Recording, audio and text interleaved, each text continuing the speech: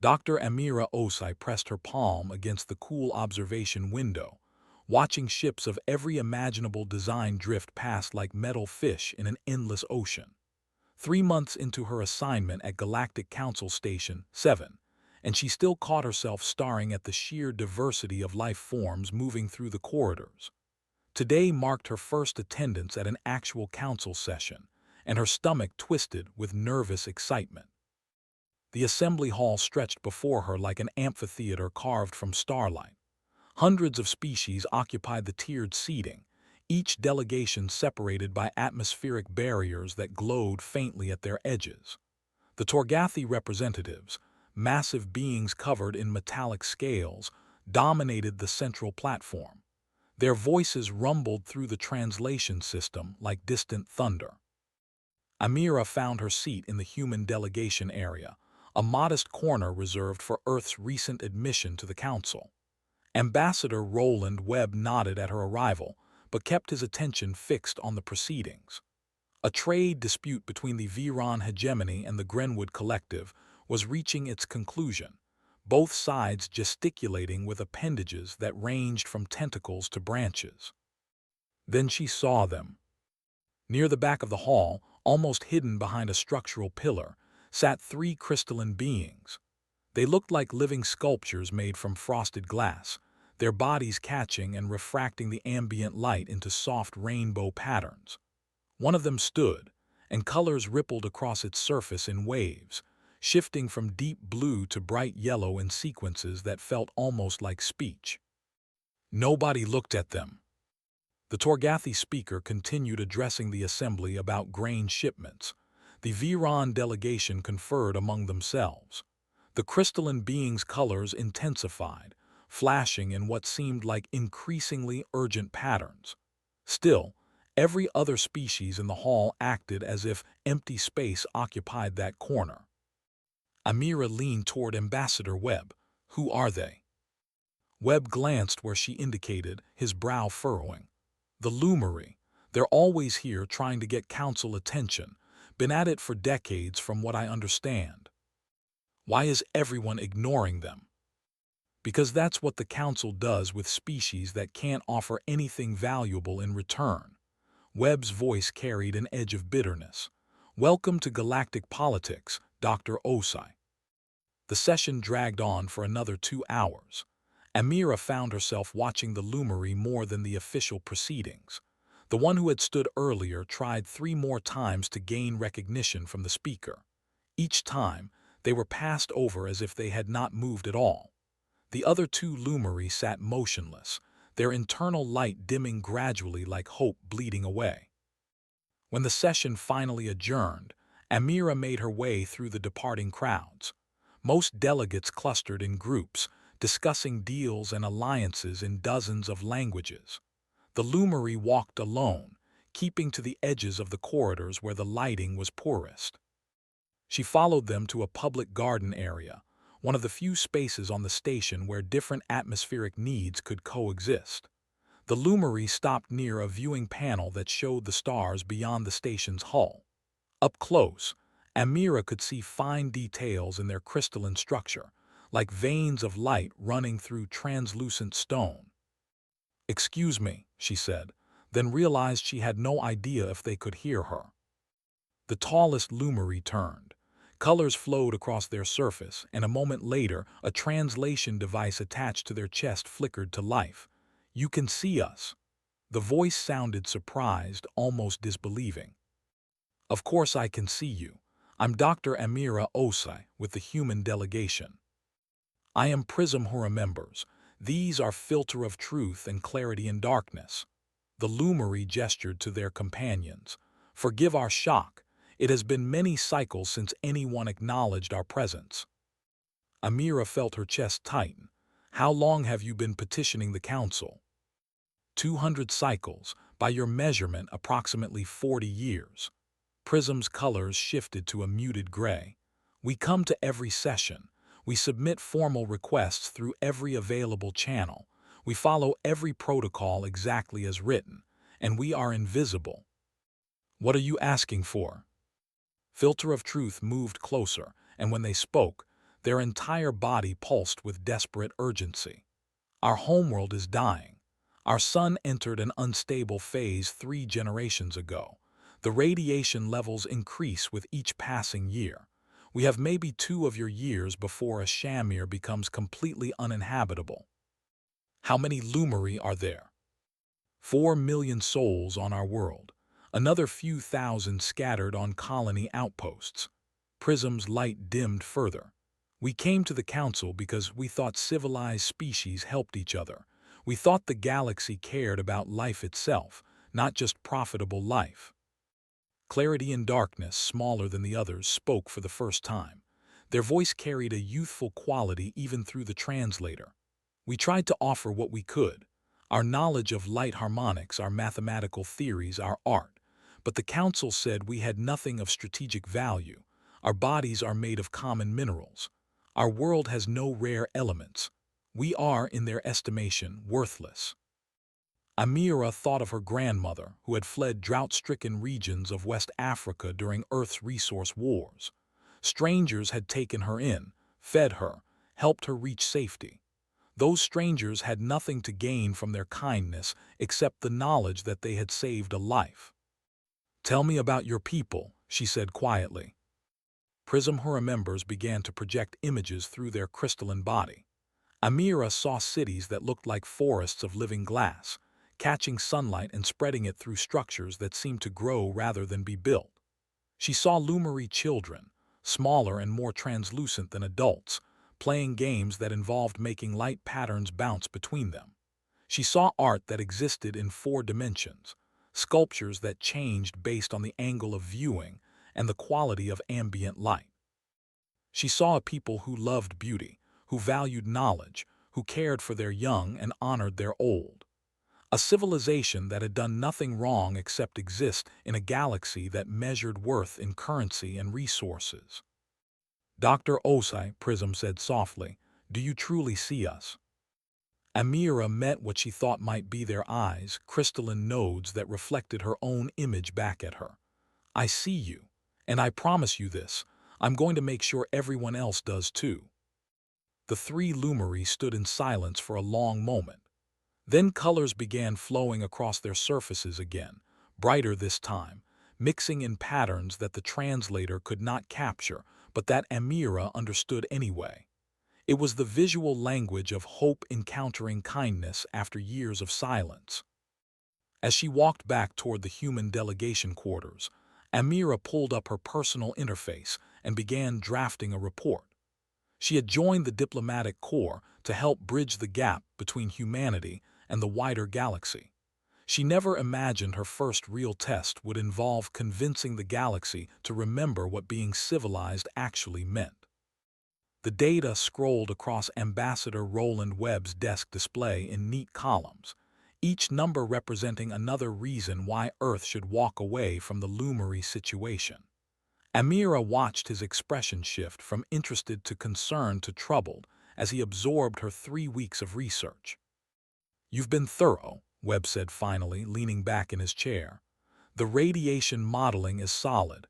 Earth's shielding technology could work. The relocation calculations are feasible." He paused. "But you understand what you're actually asking, don't you?" Amira had expected this conversation to be difficult. She had prepared arguments, gathered data, built a case that should appeal to any reasonable person. But the weight in Webb's voice told her that reason might not be enough. "I'm asking Earth to help a dying species. You're asking Earth to commit resources we barely have, risk our position in the Council, and potentially make enemies of powers that could crush us." Webb brought up another display showing Earth's own recovery statistics. "We're 70 years past the resource wars. 70 years since we nearly destroyed ourselves. Our population is still below pre-war levels. We have colonies that need support, infrastructure that needs rebuilding, and we're stretched so thin that every ship, every engineer, every credit matters. I know our limitations." Amira's voice remained steady. "I also know what we're capable of when we decide something matters." Webb stood and walked to his window, looking out at the station's central hub. The Torgathi Empire has already sent me a private message. They're watching to see if humanity is stable enough for council membership. The Viran hegemony has indicated that emotional decision-making is a sign of primitive thinking. Half the major powers are waiting for us to prove we're not ready for this stage. And the other half, they're waiting to see if we're stupid enough to care about a species that can't benefit us. Webb turned to face her. Amira, I'm not the enemy here. I understand what you feel, but I have to think about all of humanity, not just what's right in front of me. The door chimed before Amira could respond. Captain Liu Tao entered, still wearing her flight suit from docking procedures. Her ship, the Perseverance, had arrived that morning with supply shipments from Earth. You wanted to see me, Ambassador. Webb gestured to the display showing Amira's report. Captain, Dr. Os, has proposed a humanitarian mission to assist the Lumeri. I'd like your assessment of feasibility. Liu read through the data with the quick efficiency of someone who had commanded relief operations before. Her eyes lingered on the images of a Shamir, the crystalline cities glowing against the darkness of space. Technically feasible, Liu said. We'd need to strip the Perseverance down to essentials, load her with radiation-shielding components and portable generators. I have a crew of 87. We could probably train 50 of them on installation procedures within a week. The bigger question is political authorization. Which brings us back to the fundamental problem. Webb sat down again, suddenly looking very tired. Earth's unified government would need to approve this. That means going through the Council of Representatives, getting budget allocation, dealing with opposition from the Prosperity First faction, and probably facing a public debate that would last months. Amira felt the hope she had been nurturing begin to crack. The Lumeri don't have months.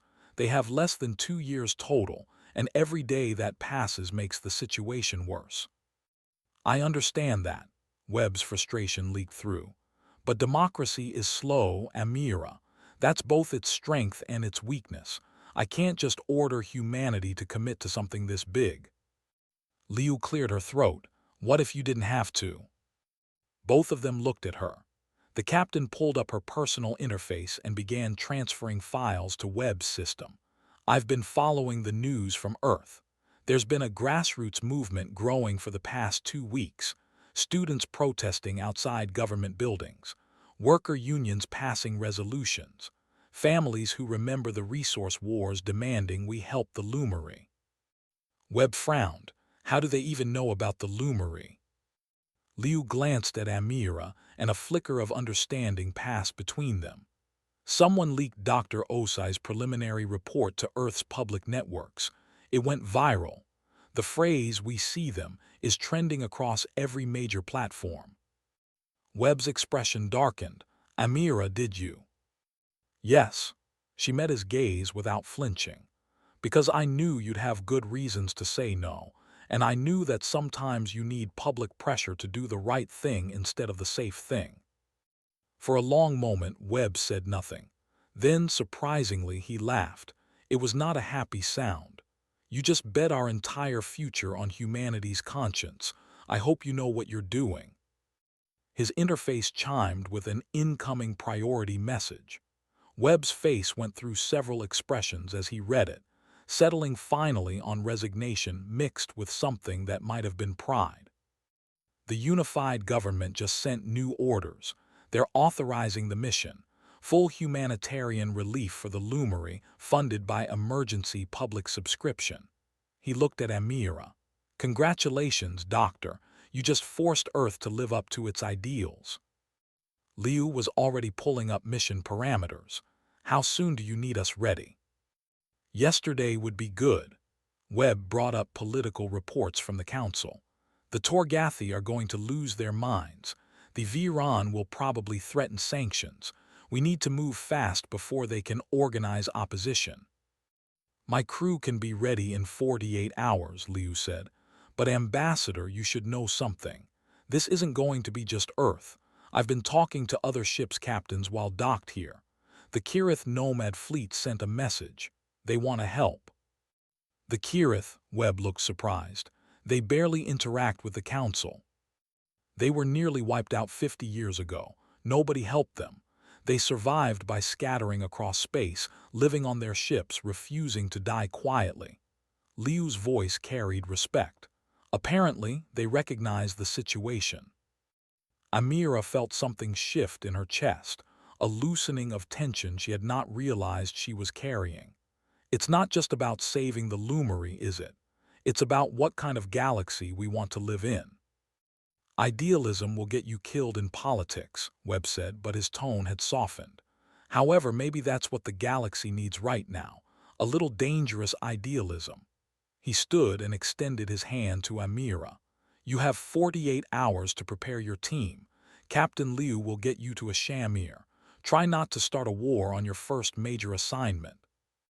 As they left Webb's office, Liu put a hand on Amira's shoulder. My grandfather survived the Beijing floods because international aid arrived in time. He used to say humanity survived because strangers chose to see us when it would have been easier to look away. Is that why you agreed to this? Partially, Liu smiled. Also because I joined the fleet to explore, to meet new species, to be part of something bigger than myself. What's the point of reaching the stars if we act like we're still fighting over scraps on Earth? They walked through the station corridors together, past dozens of species going about their business. Somewhere in this massive structure, 3 Lumery waited to see if their petition would be answered. Somewhere on a dying world, 4 million souls prepared for the end. But not anymore, not if humanity had anything to say about it. A Shamir hung in space like a dying jewel, its surface still beautiful despite the sickness spreading through its atmosphere. Amira pressed close to the viewport as the Perseverance descended through bands of clouds that shimmered with unnatural colors, radiation scatter painting the sky in shades that should not exist. Radiation levels are climbing, reported Paulo Santos, the ship's chief engineer. His hands moved across controls with practiced ease. We're still within safe parameters, but the readings match your projections. This world has maybe 18 months before it's completely uninhabitable. The cities came into view as they broke through the lower cloud layer. Amira had seen holographic images, but the reality stole her breath. Structures rose from the landscape like frozen waterfalls of crystal, each building catching what remained of safe sunlight and breaking it into patterns that danced across neighboring surfaces. Even dying, a Shamir possessed grace. Captain Liu brought them down at the designated landing coordinates, a wide plaza near what Prism Hura members had identified as the capital's central hub. As the ship settled onto its landing struts, Amira counted at least 1,000 Lumery gathering around them. Their bodies reflected the ship's lights in cascading waves of color. They think we're not real, Dr. Yuki Tanaka said softly. The medical officer stood beside Amira, her expression a mixture of wonder and heartbreak. Look at them. They're not celebrating. They're confused. Amira understood. 40 years of being invisible, of being ignored, of petitioning into silence. The Lumery had probably stopped believing anyone would answer. Hope could only survive so much disappointment before it became something else entirely. The landing ramp descended with a hiss of equalizing pressure. Amira led the team out, with Captain Liu and Prism Hura members following close behind. The Lumery had insisted on returning home to serve as translator and guide, and their presence now drew the crowd's attention. Prism Hura members moved forward, and colors rippled across their surface in patterns that needed no translation device. The gathered Lumery began responding, their collective light creating waves that swept through the plaza like visible emotion. Amira heard Prism's translator struggling to keep up with the rapid exchange. They're asking if this is real, Prism said finally, turning to face the humans. They're asking if you truly came to help, or if this is some cruel test of their remaining dignity. Captain Liu stepped forward, her voice clear and firm. We came to help. We brought radiation shielding, portable generators, medical supplies, and engineers who know how to install it all. We're not here to study you or evaluate you. We're here because no one should face extinction alone. The plaza fell silent. Then slowly, the Lumary began to move closer. Amira felt crystalline fingers brush her hand, gentle as falling leaves. The being's touch carried a coolness that reminded her of river stones in shade. "I am clarity in darkness," the young Lumary said through their translator. "I was told by my creator parent that no one cared if we lived or died. I am very happy to learn they were wrong." Over the next hours, the human crew began unloading equipment while Lumary volunteers swarmed to help. Paulo and his engineering team set up the first portable radiation shelter, a dome-shaped structure that would protect a space roughly the size of a city block.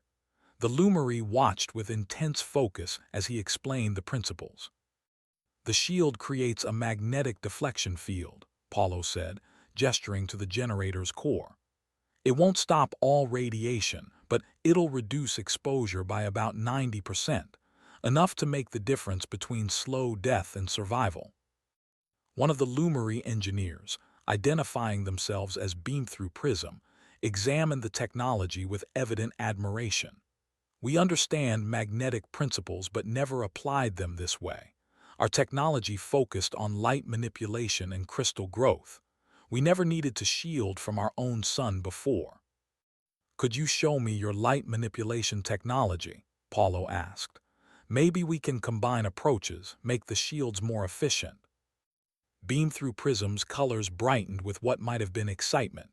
"You want to learn from us?" "Of course.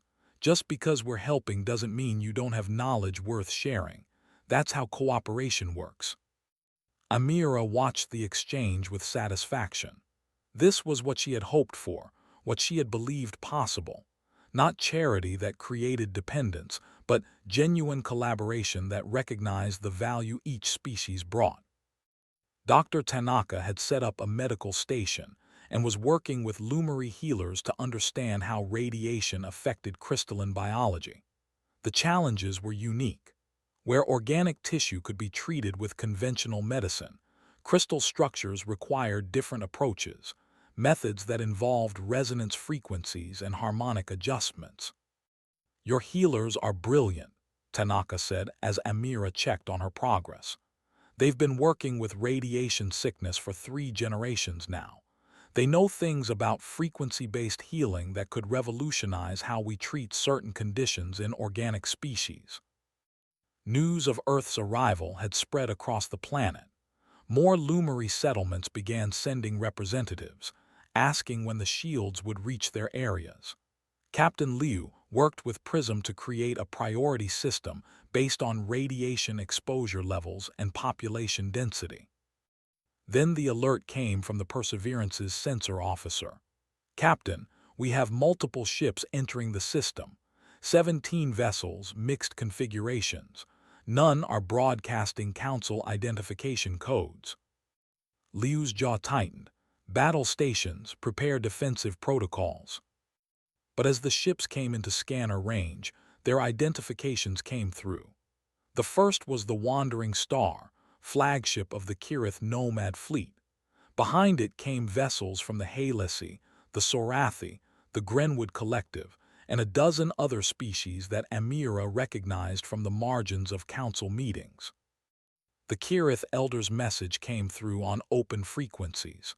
"We are the forgotten ones. We are the ignored, the dismissed, the species deemed not worth saving. We heard that humanity remembered what compassion means. We came to help remember together." Tears blurred Amira's vision as ship after ship took up orbit around a Shamir. Each one brought supplies, volunteers, and the collective knowledge of species who understood what it meant to be overlooked. Prism Hura members stood beside her, their crystalline body pulsing with colors that shifted too rapidly for the translator to keep up. Finally, they managed words. Why would they do this? Why would so many risk themselves for strangers? Amira thought about her grandmother's stories, about the strangers who had saved her life. She thought about humanity's own near extinction, about the choice between survival through cruelty or survival through cooperation. "Because you showed us it was possible," she said. "You survived 40 years of being invisible and never stopped trying to be seen.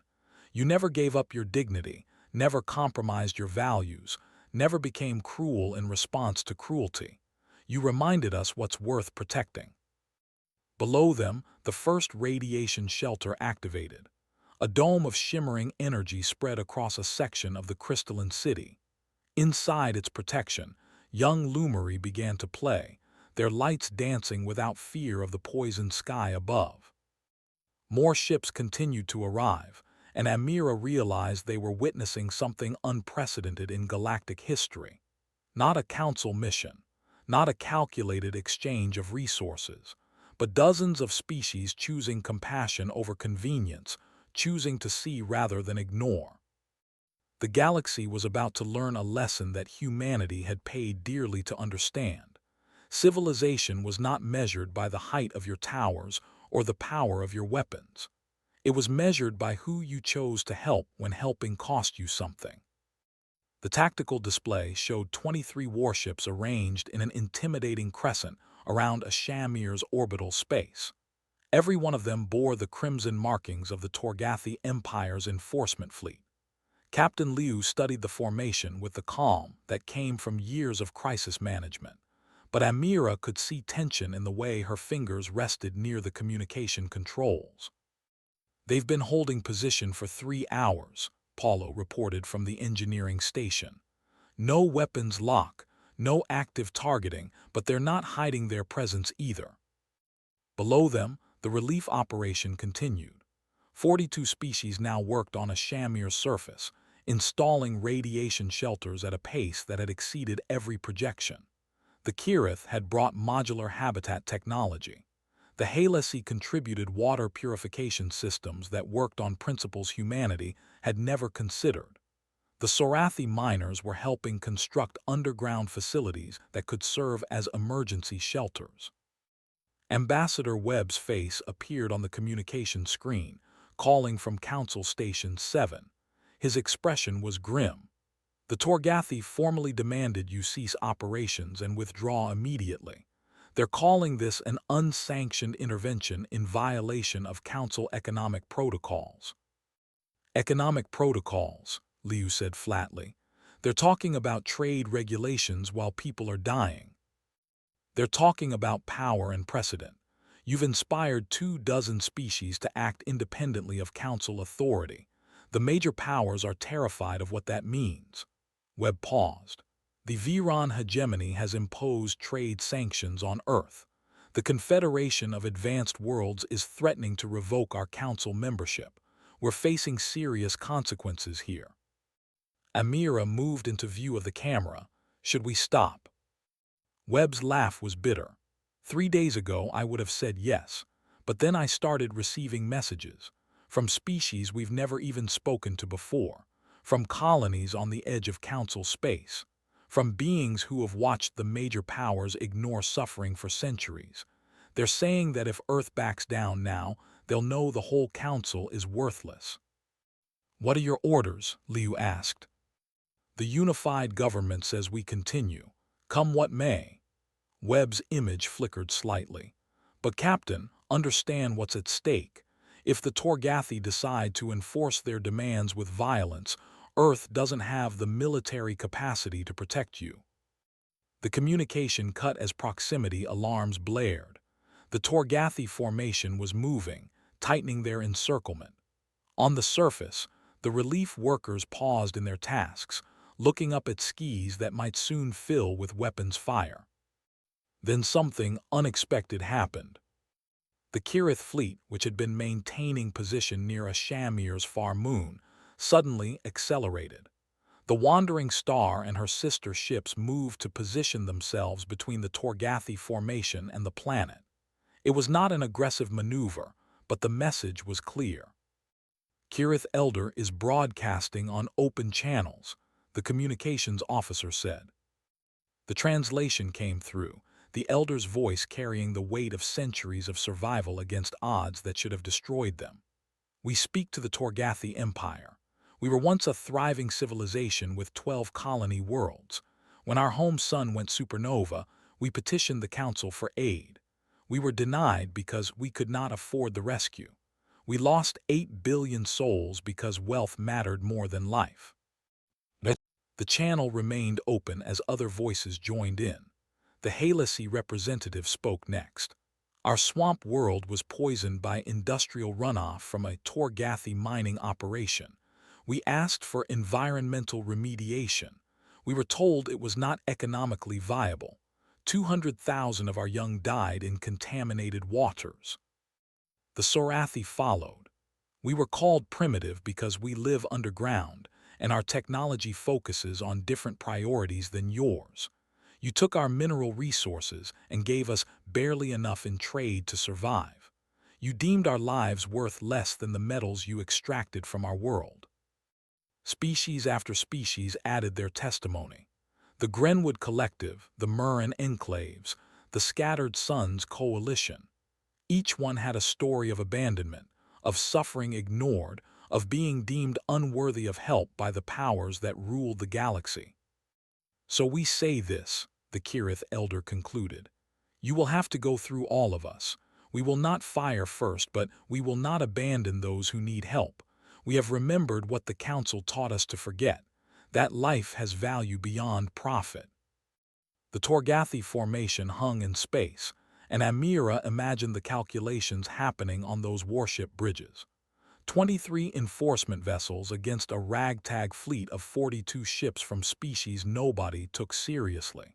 On paper, it should have been no contest. But something had changed in the equation.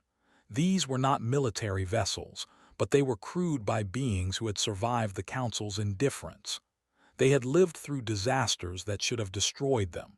They had adapted, persevered, and maintained their dignity through suffering that the comfortable powers could not imagine. Captain Liu opened a channel to the entire relief fleet. "All vessels, this is Captain Liu Tao of the Earthship Perseverance. We will not abandon a Shamir. We will not fire first. But if we must choose between protecting innocent lives and following orders from those who value convenience over compassion, we choose life. Every time." On the planet's surface, Prism Hura members watched the standoff with Clarity and Darkness beside them. The young Lumary's colors pulsed with fear and confusion. "Will they attack?" Clarity asked. "I do not know," Prism answered honestly. "But look around you. See how many came. See how many were willing to stand between us and those who would rather we died quietly. Even if this ends badly, we will know that the galaxy contained more kindness than we believed possible." Dr. Tanaka continued working in her medical station, treating a young Lumary child who had developed crystal fractures from radiation exposure. Paulo and Beamthrough Prism were testing their hybrid shield design, which combined human magnetic technology with Lumary light manipulation to create something more efficient than either species could have built alone. The relief work continued, because stopping would mean accepting that fear mattered more than purpose. Hours passed in tense silence.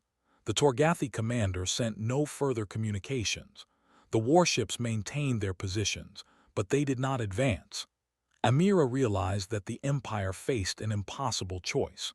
They could attack and become the power that massacred relief workers and refugees, or they could withdraw and admit that smaller species could successfully defy Council authority.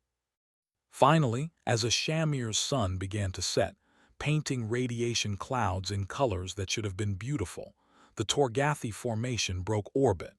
They departed without a word, leaving the system in a silence that felt heavier than any threat. The relief fleet erupted in cautious celebration. On the surface, Lumary workers began illuminating their bodies in synchronized patterns, creating waves of light that swept across the entire city. It was their way of expressing joy too profound for words. Liu found Amira in the observation deck. "We won." "We survived," Amira corrected. "The real test is what comes next. The Torgathi withdrew, but they didn't back down. The council will find other ways to punish this. Let them try. Liu's smile was fierce. You can't unring this bell. 42 species just learned they're stronger together than they ever were alone. That's going to change everything. Below them, the radiation shelters glowed like protective stars scattered across a Shamir's surface. Inside each one, Lumary families could live without fear of their sky betraying them. And around the planet, ships from dozens of species maintained their orbital positions, not as warriors but as guardians. Council Central Station dwarfed every other structure humanity had built. The massive ring station housed the government chambers where galactic policy was decided, and today those chambers filled with more species than had attended any session in recorded history. Ambassador Webb felt the weight of thousands of eyes as he walked toward the human delegation's podium. The charges against Earth scrolled across the central display in 17 languages. Violation of economic protocols, destabilization of established order, encouraging unsanctioned intervention.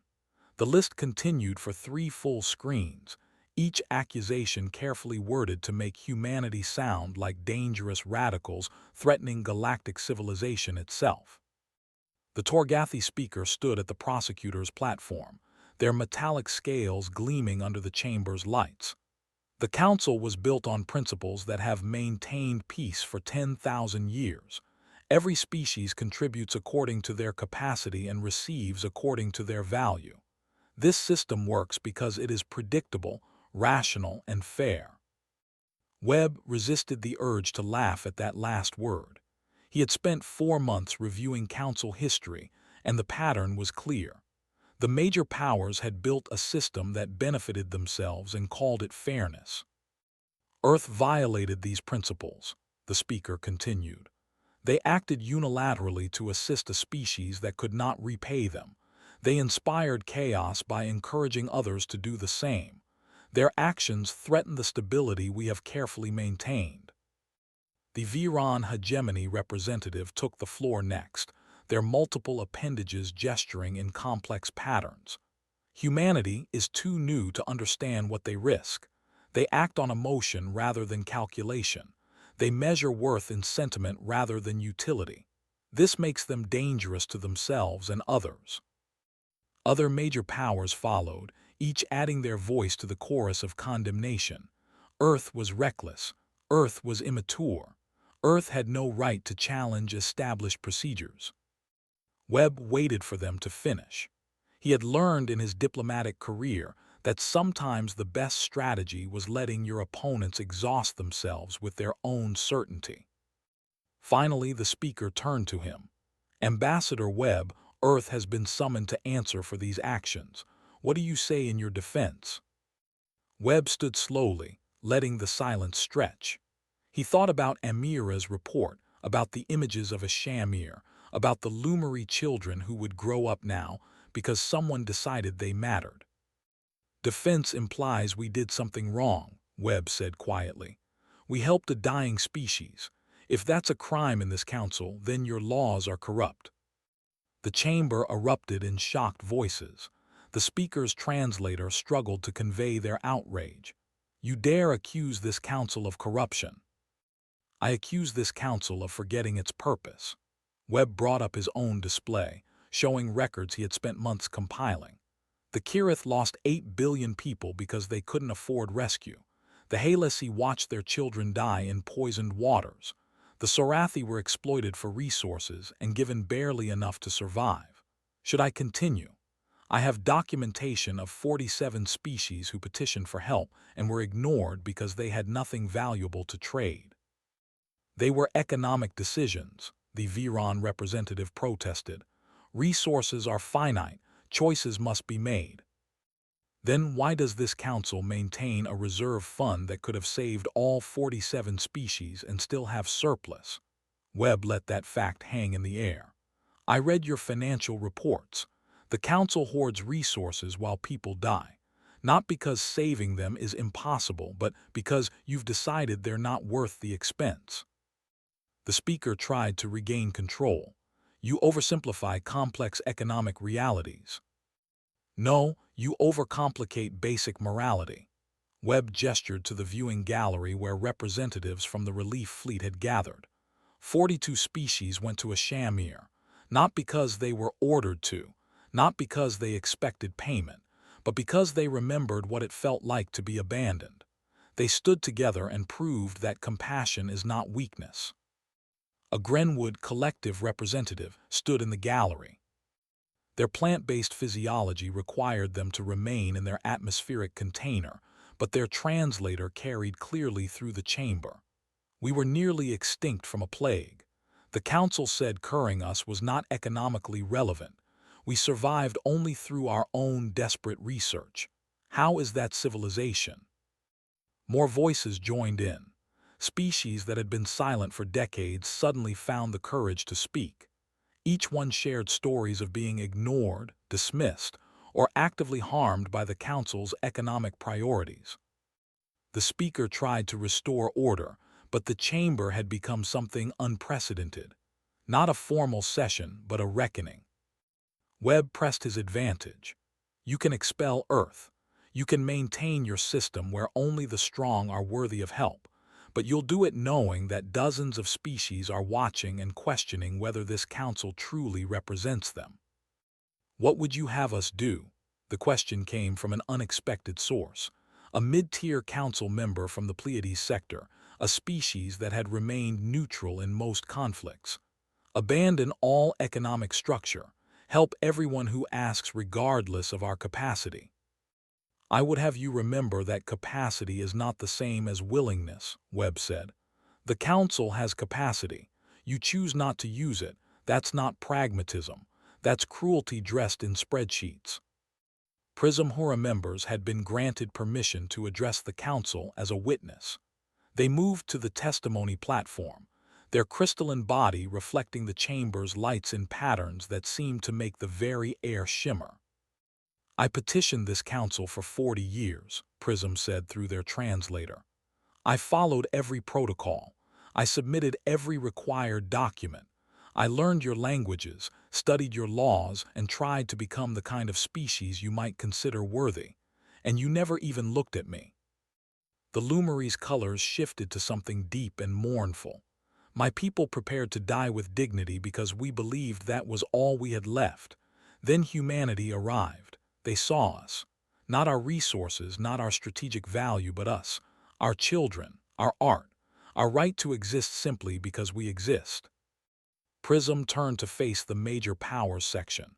You built a council that measures worth in profit. Humanity reminded the galaxy that worth is inherent. You cannot unteach that lesson. Too many species have remembered. The debate continued for hours, but something fundamental had shifted. Minor council members who had never opposed the major powers began forming coalitions. Species from the relief fleet met in corridors, discussing common interests and shared values. The power structure that had seemed immovable was cracking. The Viron representative approached Webb during a recess. Their tone carried resignation. You realize you've destabilized everything we've built. No, Webb corrected. We've revealed how unstable your system always was. You built a civilization on calculated indifference. The miracle is that it lasted this long. What happens now? Webb thought about the question seriously. Now we find out if the council can evolve, or if it will break under the weight of its own corruption. Either way, those 42 species aren't going back to being invisible. As the session reconvened, the speaker announced that a vote would be delayed pending the formation of a special committee to review humanitarian protocols. It was not victory, but it was not defeat either. It was something more important, acknowledgement that change was inevitable. Webb returned to his delegation quarters to find a message from Captain Liu. The radiation shelters on a Shamir were working better than expected. The hybrid technology developed through collaboration between humans and Lumary had proven so effective that 5 other species were requesting the designs for their own worlds. Knowledge was flowing both ways now. The Lumeri's understanding of light harmonics was revolutionizing human communication technology. The Kirith's expertise in mobile habitats was being studied by Earth's colony planners. Every species involved in the relief effort was sharing what they knew, creating a network of cooperation that existed outside Council control. Webb smiled as he read the reports. This was how civilizations were supposed to work, not through rigid hierarchies and calculated exchanges, but through the messy, beautiful process of beings helping each other because they could, not because they had to. 8 months had changed everything and nothing. Amira stood in the same observation deck where she had first spoken with Prism who remembers, but the view beyond the window showed a transformed galaxy. Ships moved through Council space in new patterns. Species that had never cooperated now traveled together, and the strict hierarchies that had defined galactic civilization were crumbling in ways both subtle and dramatic. The Council had not broken, instead it had bent. The aid without expectation protocol had passed by a narrow margin after months of bitter debate. Major powers had fought every clause, but the coalition of smaller species held firm. Now any member species could request humanitarian aid without needing to prove economic value. A new fund supported relief efforts, contributed to by all members based on their capacity rather than their choice. Earth had not been expelled. Instead, humanity was appointed to lead the Guardian Initiative, a new organization tasked with identifying species in crisis and coordinating relief efforts. 23 species joined as founding members, with more applying every week. But victories came with costs that Amira was still learning to count. The Torgathi Empire had withdrawn from 12 joint initiatives in protest. Trade routes that had existed for centuries were being redrawn as old alliances fractured. 3 major corporations had sued the Council for lost profits, claiming that humanitarian requirements violated their contracts. The Viran hegemony still maintained sanctions against Earth, though their effectiveness was questionable now that so many species traded outside official channels. "You look troubled," Prism who remembers said, joining Amira at the window. The Lumeri's colors had deepened over the months, taking on richer hues as their health improved away from Ashamir's radiation. "I'm thinking about what we've started," Amira admitted, "whether it was worth the chaos." "Come with me," Prism said. "There is something you should see." They walked through the station to a public gathering space that Amira had never visited. Inside, she found representatives from 30 different species engaged in what appeared to be a cultural exchange. A Kirith elder was teaching navigation techniques to a group of young Halesi. Sorathi healers were demonstrating their medical approaches to human doctors. Lumeri artists were working with Grenwood sculptors to create pieces that combined light and organic growth. "This happens every day now," Prism explained. "Species that never spoke to each other before are learning to collaborate, not because the Council mandates it, but because we finally have permission to care about each other." Clarity and darkness rushed over, their colors bright with excitement. The young Lumeri had joined the Guardian Initiative as a cultural liaison, and they carried themselves with a confidence that would have been impossible back when their species was invisible. "Dr. Osai, you need to hear this," Clarity said. "The Murin enclaves just requested aid through the new protocol. Their water supply is failing. The Guardian Initiative is already assembling a response team, and 6 species volunteered before we even sent out the formal request." 6 species, Amira repeated softly, "for people they've never met." "That is the gift you gave us," Prism said. "Not just saving the Lumeri, but showing the galaxy that saving each other is possible." Captain Liu found Amira later in the human delegation quarters. The captain looked tired but satisfied, the expression of someone who had fought hard for something worth fighting for. "The Perseverance is heading out again tomorrow," Liu said. "We're escorting supply ships to the Murin enclaves. My crew is excited. They've started calling themselves the Guardian Fleet." "How are things on Earth?" Amira asked. Complicated. The Prosperity First faction is still angry that we risked our council position, but polling shows 73% support for the Guardian initiative. People like being part of something bigger than profit margins. Liu paused. My grandfather died last month. He was 97. His last words were asking if the Lumeri children were safe. I'm sorry for your loss. Don't be. He was happy.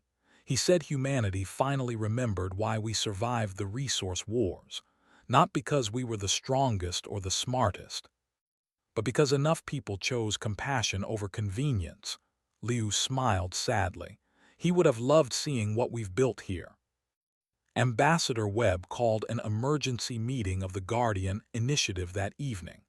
Representatives crowded into the conference room, a mix of species that would have been unthinkable in a single space 8 months ago. The Torgathi Empire has made an unexpected announcement, Webb said. They're establishing their own humanitarian program. They're calling it the Restoration Initiative, and they've allocated significant resources to revisiting species they previously ignored. Murmurs of surprise rippled through the room. The Sorathi representative spoke first. Is this genuine, or is it political maneuvering? Does it matter? Webb asked. If the Torgathi help species in need, the motivation is secondary to the outcome. We changed the political calculus. Now even the powers that opposed us are finding it advantageous to show compassion.